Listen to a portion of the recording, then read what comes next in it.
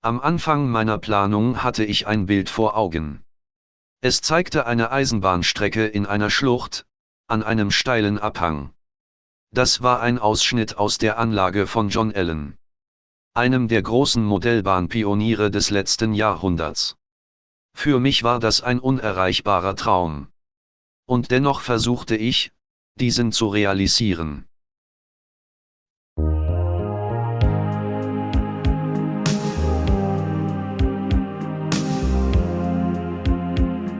Auf der Dampf- und Dieselbahn gibt es eine zweigleisige Hauptbahn. Sie ist die Paradestrecke der Anlage.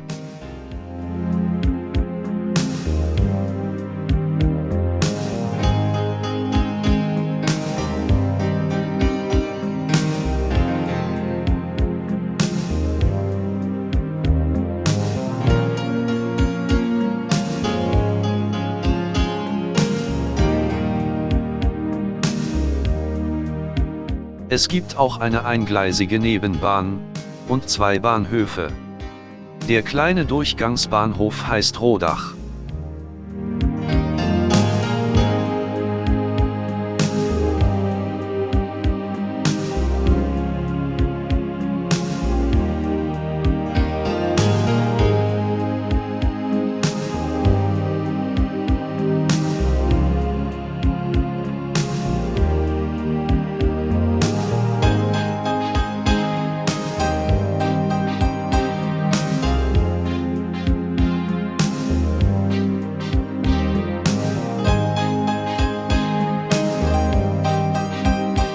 Das Anlagenthema bildet Epoche 3 nach, etwa zwischen 1958 und 1964, als noch überwiegend Dampf- und Dieselloks in Betrieb waren. Die Anlage ist 200 cm lang und 70 cm breit.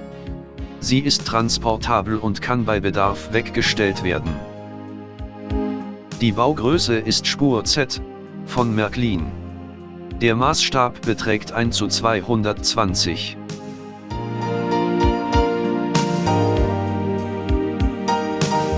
Im Spiel kommt der Zug aus einer weit entfernten Großstadt, die, in Gedanken, außerhalb der Anlage liegt.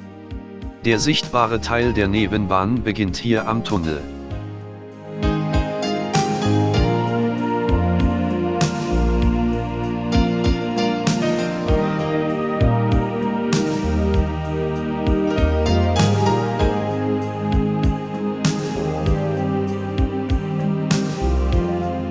Auf seinem Weg zur imaginären Kreisstadt verschwindet der Zug im nächsten Tunnel. Die Dampflokomotiven müssen schwer arbeiten, bis sie am Ende der Rampe die Hauptbahn erreichen. Die Kreisstadt liegt, in Gedanken, auch außerhalb der Anlage, hinter dem Tunnel. In der Kreisstadt wechselt der Zug wieder auf die Trasse der Nebenbahn und schlängelt sich immer höher durch die hügelige Landschaft.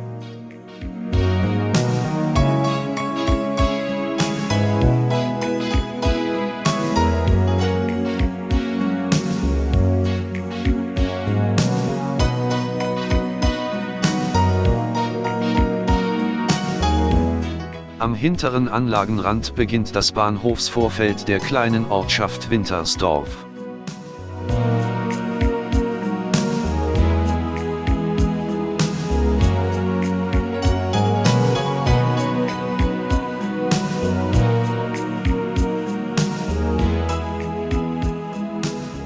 Der Zug erreicht den Bahnhof. Wintersdorf ist ein Kopfbahnhof, in dem die Nebenbahn endet.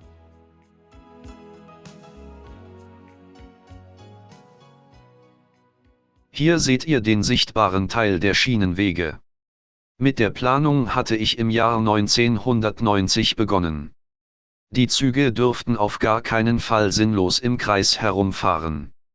Deshalb gibt es neben dem Gleisplan ein Betriebskonzept, mit gedachten Streckenführungen zu den außerhalb der Anlage liegenden Bahnhöfen, einer weit entfernten Großstadt, einer nahen Kreisstadt und einer weiteren Stadt. Ganz wichtig ist auch die räumliche Trennung der beiden Bahnhöfe voneinander, und das Vermeiden von Gleisüberfüllung durch eine zusätzliche Hauptbahn. Deshalb gibt es 3 Ebenen. Auf Ebene 1, vorne links, liegt der Bahnhof Rodach. Der Endbahnhof Wintersdorf befindet sich entgegengesetzt, auf Ebene 3, rechts hinten. Auf Ebene 2 verläuft die Hauptbahn. Diese wird nur als Paradestrecke gezeigt, denn für einen größeren Bahnhof ist die Anlage zu klein. Schon im Rohbau sah man die Wirkung der räumlichen Trennung der Bahnhöfe. Die Hauptbahn läuft sehr dicht an Rodach vorbei, jedoch grenzt sie sich sehr gut ab, weil sie eine Ebene höher liegt. Auch sie hat eine trennende Wirkung. Sie trennt die Anlage in einen vorderen und einen hinteren Teil. Quer durch die Anlagenmitte zieht sich ein tiefes Tal. Es trennt die Landschaft in einen linken und rechten Teil. Inspiriert durch John Allen war dieses Tal mit seiner spektakulären Bahntrasse am Abhang von Anfang an Kernstück meiner Anlagenplanung. Im verdeckten Bereich von Ebene 1 ist eine Kehrschleife. Hier gibt es eine manuelle Blockstelle zum Verstecken eines Zuges und ein Stumpfgleis zum Abstellen eines weiteren Zugs. Die 2 Weichen im verdeckten Bereich sind Handweichen, die nicht gestellt werden müssen.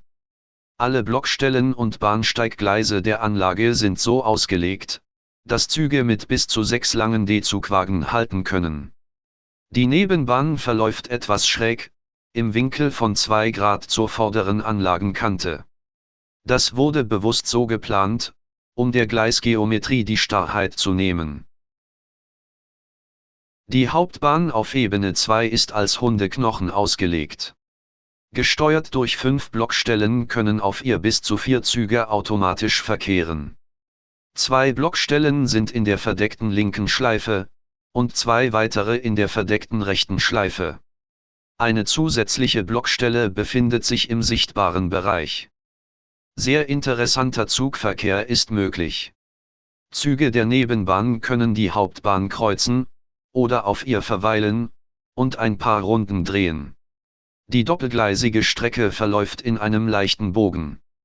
Die Gleise haben einen Abstand von 19 mm. Das ist viel weniger als der Märklin Z-Standard, entspricht jedoch dem Vorbild der frühen Epoche 3. Der dichte Gleisabstand sieht einfach besser aus. Hinter jeder Tunnelöffnung liegt ein gerades Gleis, damit die Züge elegant und gerade einfahren. Im Untergrund der Anlage wurden auch die kleinen Märklin Z-Radien von 14,5 cm verlegt, um Platz zu sparen. Auf der ganzen Anlage wurde im sichtbaren Bereich nur der große Märklin Standardradius von 22 cm verbaut, oder Flexgleise. Die 180-Grad-Kurve auf Ebene 3 wurde zusätzlich durch einen Berg kaschiert.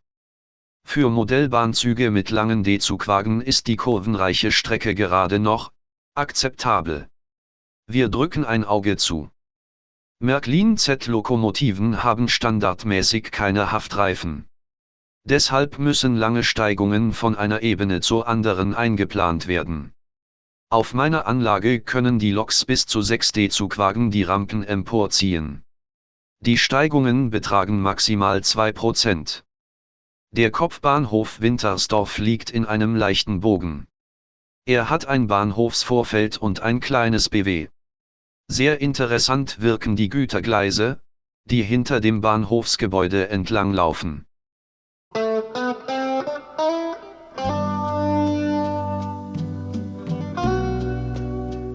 Die Bahnhofstraße verbindet die Ortschaft mit dem Bahnhof und verläuft weiter in die Landschaft vor der Anlage.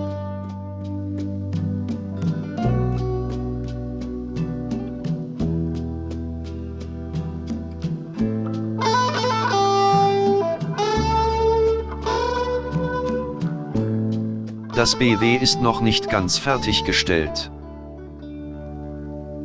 Wintersdorf ist auf der Hintergrundkulisse dargestellt.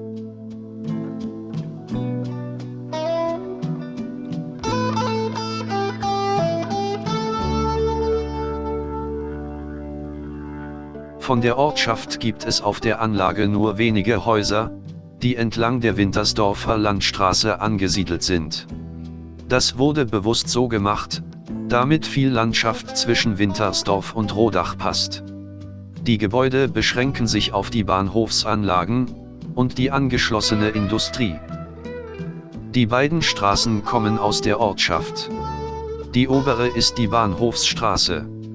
Die untere, die vor dem Stellwerk über den beschrankten Bahnübergang verläuft, ist die Wintersdorfer Landstraße. Die Wintersdorfer Landstraße durchquert die ganze Anlage. Rodach jedoch erreicht sie nicht, denn das würde die räumliche Trennung zwischen beiden Bahnhöfen gefährden. Sie verläuft zum Hintergrund und weiter in die Landschaft außerhalb der Anlage.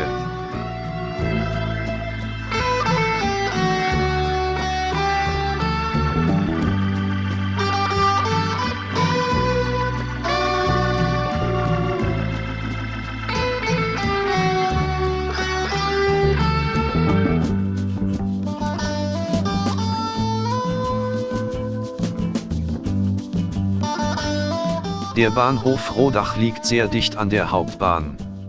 Bis zum Bau der Anlage war es unklar, ob der Platz hinter dem Bahnhofsgebäude für die Straße ausreichend sein würde.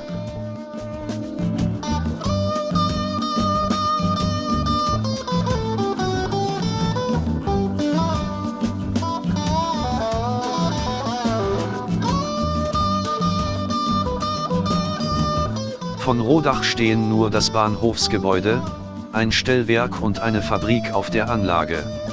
Zwei Zufahrtsstraßen deuten an, dass das Dorf vor der Anlage liegt.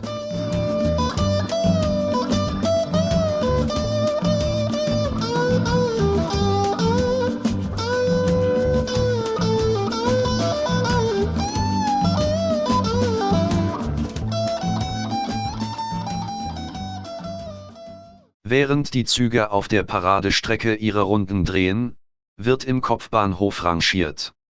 Hier seht ihr einen Lokwechsel.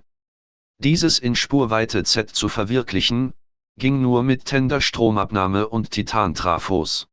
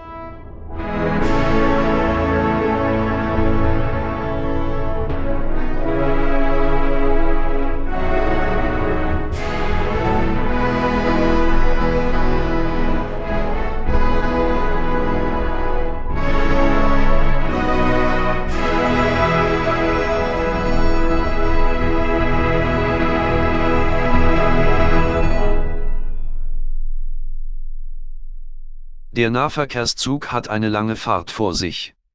Über die Kreisstadt fährt er nach Rodach. Und dann immer weiter, bis zur weit entfernten Großstadt.